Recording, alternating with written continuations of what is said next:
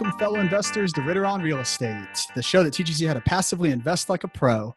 Today, we've got a couple of special guests. It's the first time we've had two guests on the show, so excited to mix it up a little bit. So we've got special guests today, Collin Schwartz and Chris Pomerleau. They run Park Ave Capital, which focuses on acquiring properties in the Omaha area. They collectively own 600 units. And in addition to that, they both serve as coaches for newer investors. And Collin additionally runs his own property management firm called Bricktown Management, and is head of the largest Meetup in Nebraska with about 1,000 members. That's pretty impressive. You know, I've got my own here in Indianapolis. I started recently, but we're about a tenth of where you are. So I'm gonna have to pick up some tips after the show.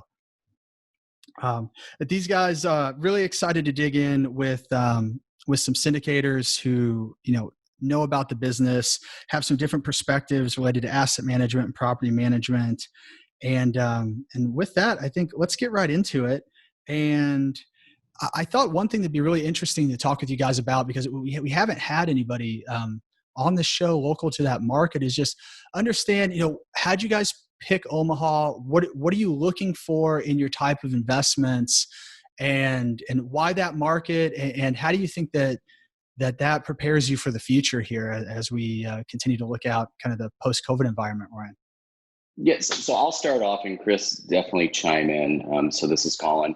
The reason, I was living in Omaha. I've been living here for 7, 8 years, and it's started to see a lot of growth in the area. I noticed that during the last recession, there was really no dip. Things just kind of slowed down, but there's actually no dip in the environment. And then becoming a new investor, I was originally working in IT as a project manager for an insurance company. And to effectively do that with a new family, it made most sense to invest in my backyard. The fundamentals made sense. I know when I would get on Bigger Pockets or listen to other podcasts, they would talk about the 1% rule. And there are numerous properties out here that would exceed that quite often. So I just figured that to be a really good area, stable market. And once again, I have my roots here and was able to build a team to kind of focus around the Omaha market. So it might have been luck that I moved to Omaha, but all the fundamentals made sense. Gotcha. Yeah, I was born in Council Bluffs, Iowa, which is a suburb of Omaha, Nebraska. So I'll claim that all day. You keep your mouth shut, Collin. It's a small little suburb. It's in a different state, of course, but it for all intents and purposes, it might as well just be Omaha. So I've lived here. Outside of the few years I was in the military, in college, I've lived here for over 30 years. So I obviously know the market really well. Collin's right. This is being in the Midwest. We're just affected a lot less than the coast. So you kind of say stagnant, or you kind of run parallel in the dips as opposed to the volatility of the coast. So that made it really easy for us being here, living here my whole life. And like Collin said, having the ability to then also be the boots on ground while we're here, it just made it really easy to invest here. So that's certainly why we started here. But look, we have now built such a process that, you start from the singles and the doubles or whatever, and you start moving into the larger units all here in Omaha. But now we have a process together where we feel comfortable in scaling out around, whether it's Kansas City or Sioux Falls or Des Moines. So we're not just in Omaha now as well. And one thing that I think is important to point out is most people look at the coast, San Francisco, maybe New York, or any of those areas with that high appreciation, and they're buying on appreciation. Nebraska and Omaha is not going to appreciate, but there are so many opportunities to force appreciate everywhere that you can actually just hedge that kind of, delta in itself just from your underwriting. You have a lot of, mom and pop owners that you run into that rents are way under market, that you can get those up, and you're not going to have that volatility. As I feel on the coasts, it's just based on, okay, there's a new tech hub. This $1 million home's now worth $1.5 million. And then you have COVID-19 and nobody really needs to work in the coast, and then they can move. As in Nebraska, you're really able to control that, which we found a lot of benefits from. And what type of properties do you guys target? What are you acquiring? I mean, we look for the value add, and I understand that's a term that's relatively perhaps overused, but certainly often sought after. But there has to be some room for it. We're not really into the purchasing something at the top of its value. You approach it. I don't like the comparison, but it's easy to understand. You approach it like the stock market, right? You wouldn't buy Apple stock when it's worth its largest amount. You purchase it what has room to grow, and that's what Collin was kind of alluding to there. Is that we're not going to buy something and 4 years later hope that it's worth more. We're going to buy something and then force appreciate it by raising the income and lowering the expenses and fixing the place up. And that's the way we're able to really raise the value of these things, these projects we're putting our money into. Yeah, and another key point on that is I think we're always looking in the path of progress. So we were looking at areas that may be considered slightly fringe. However, you can see 2-3 years down the road that other developers have plans around the area, that there's going to be development opportunities. And that way we can get in on kind of the forefront. Now we're going to be the crazy ones doing the heavy lifting in an area that's, a couple blocks south of where people would consider ideal. However, those 2 years pass and then they become optimal properties. And, as Chris said, yep, we're increasing the rents. We're also looking for those utility bill backs as well. So, that's one of the first things I go through. There's a lot of numbers you can look through when you look at a P&L or something like that. But what you're looking for, or at least what I look for, is what's the rents, divide that out by the number of units. Does that seem accurate? And then I'm looking at the utilities, and does that seem accurate? What's the owner paying here, and where can that be allocated back? Mm-hmm, mm-hmm. So you guys are just value investors making Warren Buffett proud there, right in his backyard. I think that's fantastic. That's really it's the same strategy that I follow and believe in, right? It's you buy it at a reasonable price, and you buy something that you can add value to, and that's there's a lot more surety there than there is in trying to ride the appreciation roller coaster. So No yeah, doubt. I appreciate that strategy. So as you guys, I know you guys have your roles within the company. I wanted to hear a little bit from your unique perspectives, asset management and property management, help our listeners understand as they're looking at evaluating deals, as they're vetting syndicators and they're vetting deals. What are the things from your perspectives that are most important to look at? What questions should they be asking to make sure that they truly understand the deal and to understand if it's a good deal or not? And just expound upon that a little bit. And I'd love to hear your perspective. Chris, I'll let you start it off. Yeah, I think that's probably one of the most important things that a passive investor needs to look at is who they're putting their money in with, right? The numbers on a slideshow are always going to intrigue you. If they didn't, then the person didn't put the slideshow together correctly. So that doesn't really guarantee any type of outcome. What really matters is how comfortable you feel with the operator, the actual sponsor, the actual general partner, the person running the business plan. And so I think that is by far the most, in my opinion, overlooked concept, is that it's easy to look at a slideshow or a projection and say, oh, I like a double-digit return. But if you don't understand or you don't feel comfortable with who's running the project, the projections really don't mean anything. I'd say by far the most important thing is to get on the phone with the sponsor of the GP. Make sure you know who you're partnering with. And the same can be said whether it's a syndication or not. If you're going to buy a duplex with one other person, you want to make sure your interests are aligned. And through both Collin and my's history of investing, we've had a number of different partners. And it wasn't like we just jumped right away into an investment without actually getting to know who they were. So I think it's really, go ahead, Collin. No, I think that's one of the most important things. The last thing that you said, as well as calling and getting on the phone with a sponsor, but as far as like the investor and the group that's working together, that you guys are aligned, that you really understand what the risk is, and also the personality types. There's a lot from an operator perspective where we are hoping that we are being entrusted to do our jobs and do our professions as we are professionals.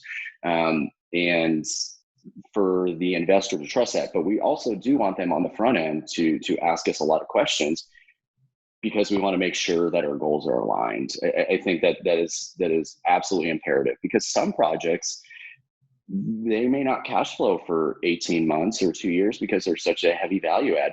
Other projects are going to cash flow right away because that is the type of project it is, and that's how we're approaching it. So I think those are really important things. And to echo what Chris said, talk to the operators. Understand who the property manager is, and understand who the asset manager is, and what their track record is. I think what benefits Collin and I and kind of sets us apart from a lot of syndicators is that we've actually been a part of or done every step of the entire process. So much like you look at like the electricians union or a group of electricians, a certain hall, you might have one who just starts out, but the person who's kind of overseeing said individual has been in that position, has done exactly what they've done and worked their way up. I mean, we are managing the majority or a large portion of the properties that we own. Collin's group, Bricktown Management. So he obviously understands exactly what is to be expected out of another property manager. We've laid the flooring ourselves. We've painted ourselves. We've done all of that. And as you spread out as you continue to grow, that's 600 units in the last 3 years. And as we continue to grow, we're not going to be able to paint 600 units ourselves, but we know what to expect out of the people who are part of our scaled business. So I think that's what is really important, is that we're not just somebody who came from some type of investing background where we're reading a spreadsheet and hoping that spreadsheet's different next quarter. We've been there, we've done that, we know what to expect. And I think that's important that you look at that concept when you're trying to find someone to partner with. Yeah, it's not necessary that you as an individual have to do everything. What is necessary is that you and your group, or the group of people that you have together, has collectively touched every point. You're always going to come across something new, or you're going to have to find a new team member, a syndication attorney, et cetera. But I know when I started, I was writing my own contracts, I was writing my own direct mail, doing all the negotiation. Now it's getting a little bit more in depth, like with negotiating certain seller financing, working insurance claims, but really being active in those pieces. And even if you only do it once or partly involved, you're going to be able to add a ton of value to future projects, because there's so many things that often get overlooked that can make and break a deal. And we, I think, excel in being able to find deals because we're the ones willing to ask, hey, is there an insurance claim on this? And they may say, no, but I think the roof's fine. It was replaced 5 years ago. Well, we do our due diligence and we go find that, no, it needs a whole new roof. And then all of a sudden we are getting 6 figures to replace a new roof and decking.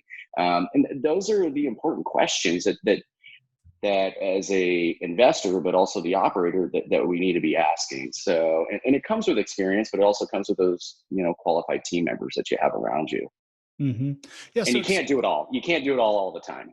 Right. So expand on that a little bit for our investors. As you're looking at it, let's say from an asset management perspective, your background, you're going in, you're looking at a deal. I mean, what is it that you're looking at first?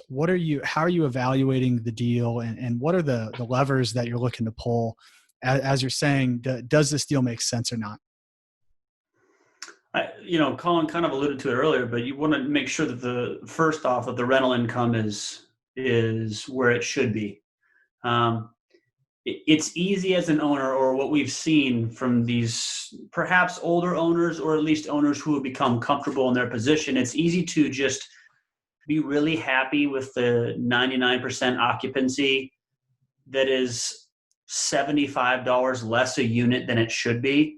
And maybe they haven't taken the time to crunch those numbers and find out that if they press the market a little bit, raise it $75 a unit, that maybe they're down to 92% occupancy, but they're pulling in $10,000 more a year. And it's easy not to have to do that because some people become comfortable in it.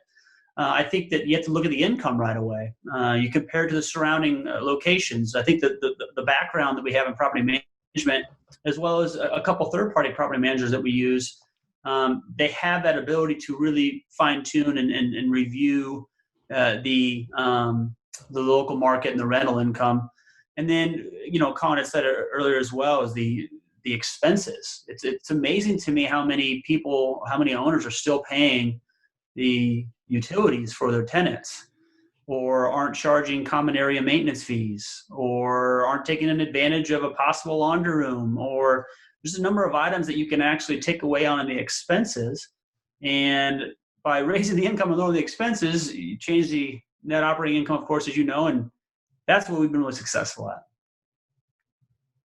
So what do you, when you look at things like other income, what are those items? I know you went into a few of them. What are those items that you're seeing consistently, you're able to implement, and how much of an uptick do you see in revenue because of those other income items? So one of the big ones is the utility bill back. We are always doing that utility bill back with gas, water, sewer. Some of the older buildings, the buildings were just, single metered. So we were adding that bill back. Another one, which we just started doing, this was probably 6 to 8 months ago, is adding a common area maintenance fee. So what we did is we started looking at, what does it cost for snow removal? What does it cost for cleaning? What does it cost for lawn care? Okay, well, we have that. Okay, we're paying these items, and in Nebraska, sometimes you get hit really bad with a lot of snow, as we did 2 years ago, and those things start to add up and they become painful. And we're also going out there and doing a service. We work really hard. Our first objective. So my objective is, for my customers at Bricktown Management is to get across the fact that we care. We are here for you. We are going to take care of maintenance issues as fast as possible. For our investors, is that we're relentless and aggressive. We are going to work our butts off to make sure that our residents care, or that they know that we care for them. So in doing that, it costs extra money. So we look at that number, we look at that yearly amount, and we tack that on. We add it as a common area maintenance fee. And I think that's oftentimes overlooked, especially for, BC class types buildings, where you don't usually see that. You just usually see a flat rate. But I tell you, we have had no qualms with a $15, $12, $20 charge a month that's tacked on. Well, you tack that over, 500 units, you multiply that out at a 6.5 cap rate, you are adding a ton of value to the property and also increasing its cash flow substantially. Yeah, that's interesting. Is that something that you guys are a leader in the market, or are other people doing that? I wouldn't say it's, as part of the Collin's Meetup that I wouldn't say they're the first to bring it to Nebraska by any means, but I can tell you that there's the majority of the property managers we're speaking to are not doing this. And I think Collin alluded to it, but I think it's a sincere statement that I think the tenants get what they pay for. We have not had any issues at all with asking for that small amount. And I think it's because, I'm almost certain it's because they're legitimately happy with where they live. So sure, they're paying an extra $10 a month, which is, two trips to Starbucks or who knows, whatever. But it's a clean environment. There's not snow in the way. Things are actually getting done as opposed to them just being billed for it.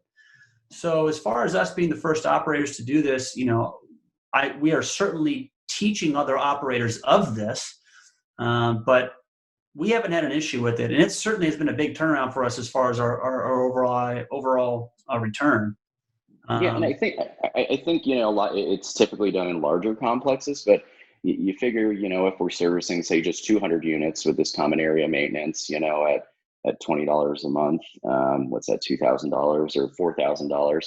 Well, we hire somebody for $300-400 a week at 10-12 hours to go around, pick up items, and just add to it, add that in addition to make sure all the trash, anything like that is cleaned up, and anything that's been left out at the complex and is kind of looking unsightly, and that in itself pays for it, not including the value add portion of it. It's a service on both ends.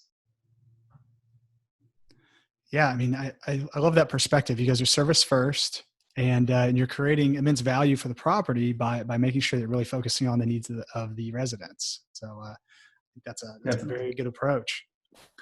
So you guys are also real estate coaches, right? You both in your own way. I wanted to dig into that a little more. A lot of our listeners are folks that are either investing actively in deals, and my big push is that we're always continuing to educate ourselves. And there's also quite a few folks that are interested in getting into real estate, into multifamily, and are looking at their first deal. So from your coaching perspective, you guys put your coaching hats on. I'd love to hear you expand a little bit on, what are you coaching students about? What are the things that are the biggest lessons learned, or the biggest kind of light bulbs that you're seeing in your students? And kind of just expand on that a little bit for us. Yeah, so I think that's a good question. And before I became a coach, and I've just started doing it recently, I mean, I had started the Meetup, which, serendipitously brought a lot of newer investors to me, asking me questions, and just being a younger real estate investor in the area. I was kind of already doing it to begin with. And I think most importantly is those individuals that are interested in hiring a coach, et cetera, is to know your goals, because that's always my question. And also, what work have you put forth? Because coaching is not, you pay me, I give you results. Coaching is, you pay and then we work together to formulate results. We are working to expand on your certain knowledge base, and I'm going to help guide that ship. But with that, you're still the captain of the ship. Some of the best things I found is, I've learned from a lot of the students, and I think I've been able to give back as well. But it just getting them over some hurdles of the straight mind deal focus of like, okay, I plugged in these numbers and it comes out to a 5.5 cap, and cash on cash is 5%. Okay, so that deal doesn't work like that. But how will it work? And what are some areas in which we can make it work? Now, can we do some creative financing? Can we do seller financing? Have we asked that? Have we done delayed payments? Have we done interest only? Have we talked to other banks to look at, maybe we're paying 5.5% interest. Can we pay 3.5% interest? Just diving into those items, I think are key, and just being able to provide those questions that we have from, our background and our successes and failures. Yeah. Helping people understand that there's more than one way to accomplish something huge. I mean, for example, in my own life, I've paid for coaches. And I remember one time that I actually went, I was really struggling with taking the jump and purchasing coaching from a well-known individual. It was relatively expensive. And my answer at first was, I can't do it. I just can't. I don't know where the funds are right now. Believe it or not, that coach, it seems self-serving, but it's not. He's phenomenal. He's very well known. Helped me learn ways I could even find the funds for the coaching. Now, I know that sounds self-serving, but he taught me actually whole different avenues, whole different routes that can be taken for access to funds. So those same funds that I found to actually pay for coaching have helped me pay for other things in my own real estate investing career. So being able to look at things in a different light and is part of the biggest thing that I would stress on anybody. I think Collin's right when he says that this isn't a, look, you pay me and then I'll take care of it all for you. I think coaching is the best for anybody who's serious about actually becoming a better investor. But if they're not serious and not willing to put in the work, it's a waste of time and money for everybody. It makes no sense for you to pay me if you're going to expect me to serve it to you on a platter. So I think it's important that you understand you're going to have to show up and play ball as well. But I think that's one of the reasons why it's so beneficial is if you actually find somebody who's really passionate about being better at what they can be. I think that they not only have someone now holding them accountable, they have someone who's already walked that path, and they've paid money for it. So they know they better show up. And I think that's huge. I know it's certainly helped me.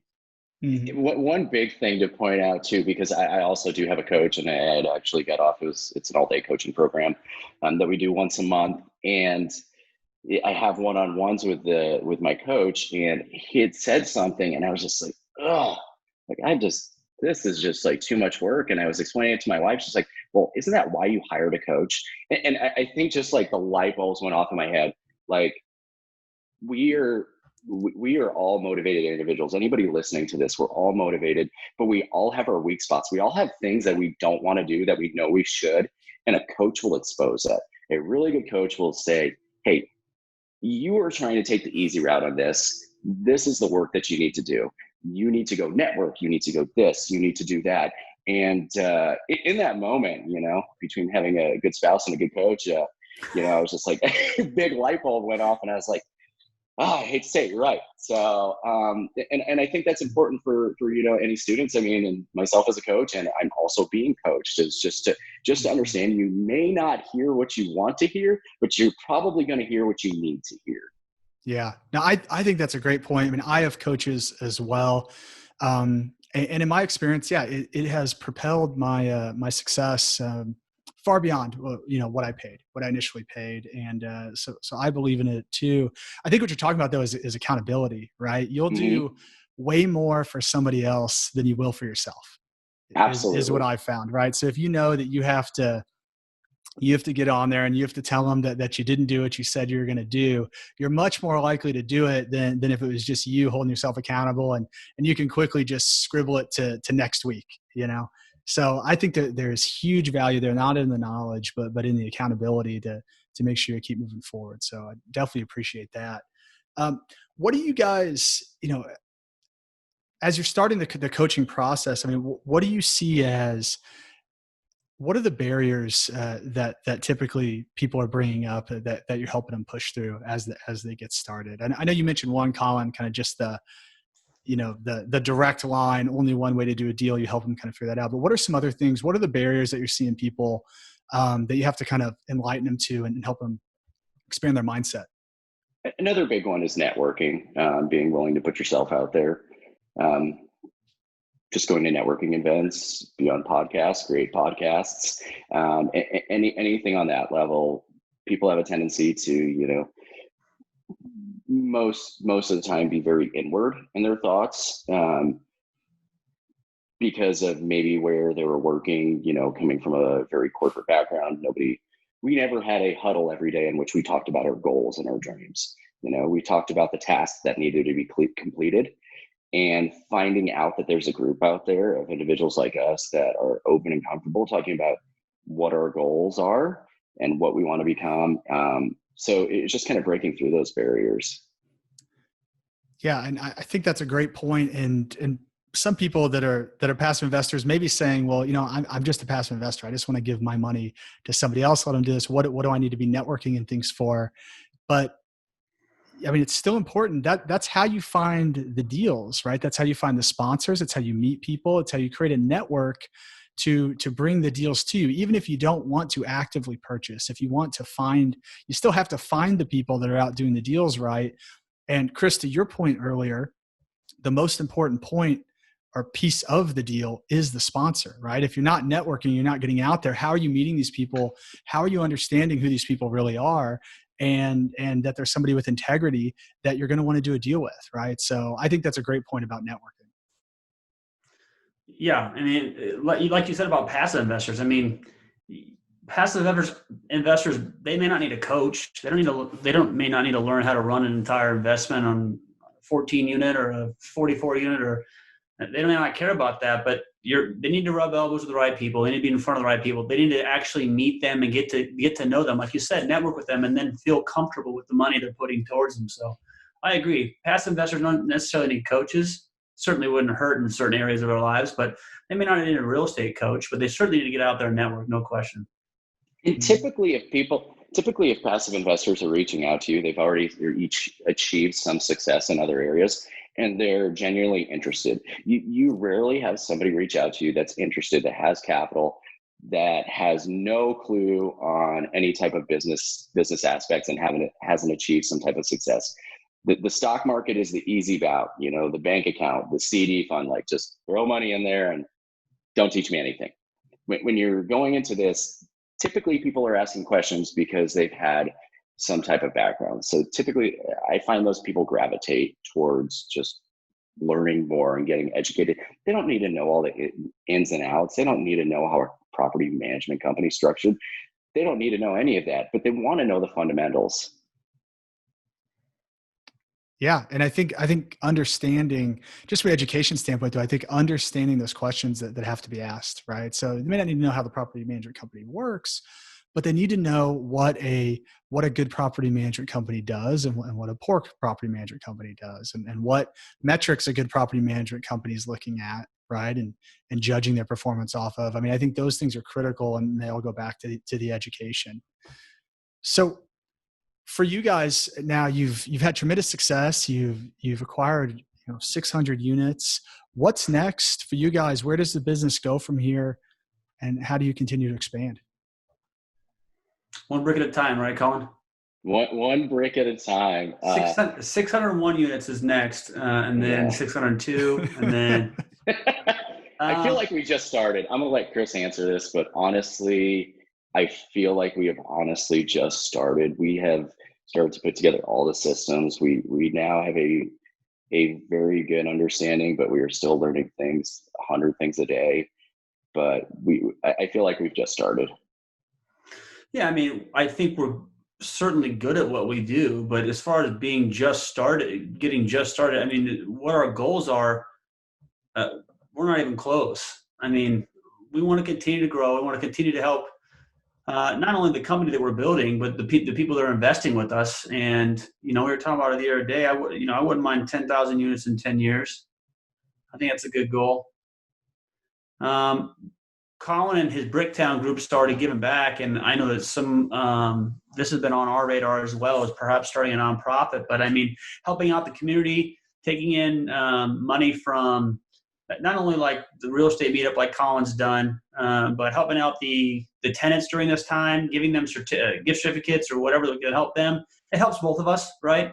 Because they're happy with where they live, then they pay their rent, but they're also helped during this time. And I think one of the things that Collin and I never lost sight of is that while we continue to grow so quickly, it's also important to help out the investors, the tenants, those less fortunate. So I think as we continue to grow financially, that's also something in the back of our mind is to give as well. That's great. That's great. So as we wrap up the show, there's a segment I like to do at the end called the Keys to Success. And I've got a couple questions I want to fire at you guys. We haven't done it with with two on before, but we'll kind of go back to back. And what are you guys most proud of? I'll let Collin answer first always. Yeah, thanks, buddy. This is rare, but honestly, I'm really proud of the team and the individuals that I brought together. And I know this is also self-serving, but I'm very proud of the enjoyment and fulfillment I'm finding in doing what I'm doing, because I have met some of the best people in my life in the past couple of years, and it is just incredible. And working with our residents, and we've gotten notes that we've done the best job, and we gave a lady a 3 months rent. We knew she was struggling. This was a year ago for a Christmas present. She said, "That's the nicest thing anybody's ever done for me, ever." I mean, just seeing those things and having the ability to do that, it's awesome. I piggyback off it, but I'll have my own organic answer as well. But the relationships, no question. I'm extremely happy with the relationships. I'm glad that, I met someone like Collin and our interests aligned and whatnot, and he's building a good team there. And we continue to gather more and more partners. So that's certainly something I'm proud of. On a selfish or personal level, I'd say that because of how driven we've been and successful we've been, I've been able to spend more time with my family. So I guess I would honestly say that I'm proud of myself and my team for allowing that. And I think that's the benefit of passive investing. So that's something I'm truly proud of. And what's each of your number one goal this year? All right, Chris, you go first this time. I'd say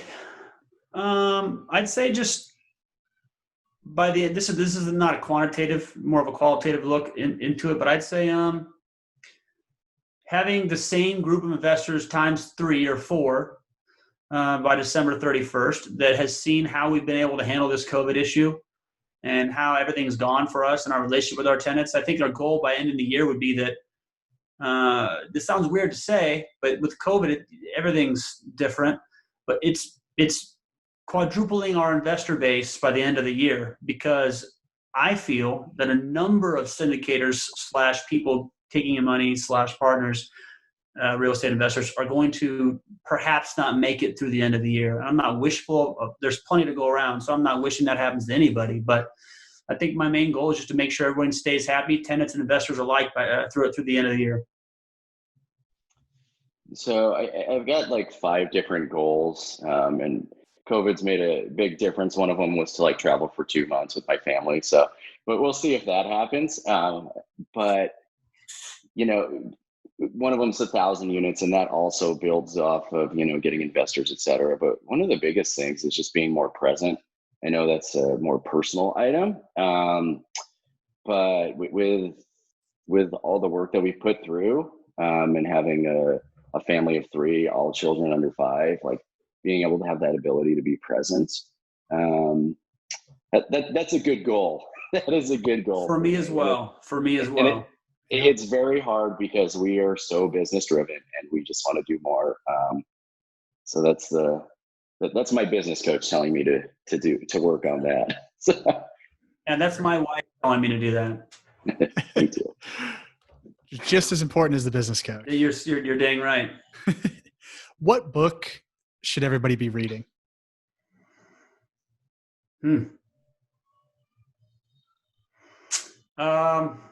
Just one, huh? Yeah. Well, I've given this answer a number of times when somebody asks me a book. I like The Miracle Morning by Hal Elrod. It doesn't you don't necessarily have to follow his exact morning routine. I somewhat do, basically, but I think it's just important to have a morning routine, and that really helped set up that mindset. So I think you can utilize that book, whether you're a real estate syndicator, investor, a dentist, an electrician, or whatever. I think the Miracle Morning is huge. The Compound Effect by Darren Hardy. That is a book I've listened to a dozen times, given away multiple times. Compound Effect by Darren Hardy. Everybody should read that. It focuses on incremental gains and how every day, every minute can make an impact on your life, either positively or negatively. Oh, sound great. I haven't read The Compound Effect, but I'm a big Please listen to it tonight. Please listen to it tonight. The entire thing tonight. Please. I'll start it when I get up early on my Miracle Morning routine. Nice. Well played. Because that is something that I do, and I've fallen off the wagon, gotten back on and things, but we had our second child 2 months ago, so I've certainly fallen off the early morning routine wagon. I'm slowly getting back into it, but Yep. Yeah, I experienced the same thing with my third kid. And, once you start getting some steady sleep, 5-6 hours, at one time again, you can start kind of edging back in. Yeah, exactly. But those are great answers, guys. I think those are both fantastic books, and the one I'll have to check out. So the last question is, if you could only ask one question to a deal sponsor, thinking about it as a passive investor, what's that one question that somebody should ask you? I think I would ask them to give an example of a time where an investment did not go the way they projected or the way that they wanted to. And I'd put an emphasis on a negative effect.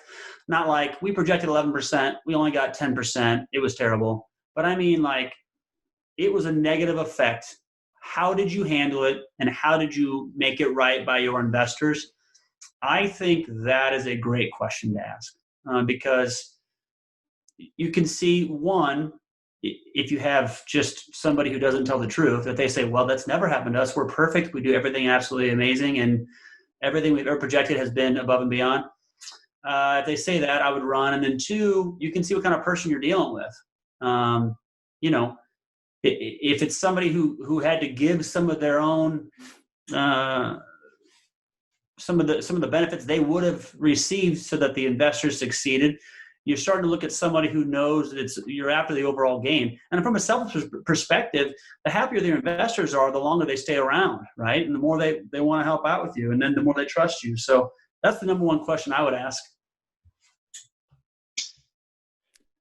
What would you do if COVID-19 happens again on a different scale? I mean, we've already been set up kind of for this perfect scenario. Or what was your preparation for that? What did you do during that? I don't know if that's the best question, but it's also like a very relevant question. Like, did you just stand still, or did you actually put an action plan together? And if so, what was that action plan, and how did you implement it?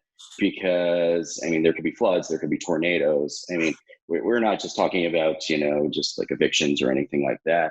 But somebody that's prepared and somebody that went through this as an operator, we all quickly put together an action plan. We got it out to our team, and we dispersed it to our team and to our residents as needed. So it's a question for now that I would ask.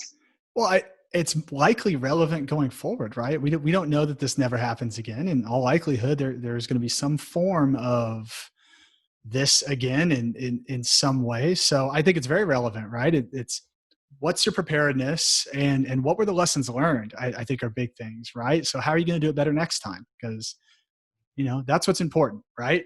Do it better every time.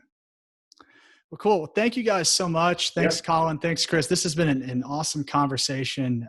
Love to hear about, talking about the importance of the sponsor and how the deal due diligence really starts there.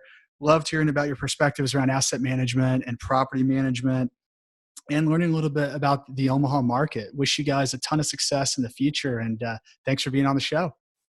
Yeah, thank you. Yeah, thanks for having us. I appreciate it.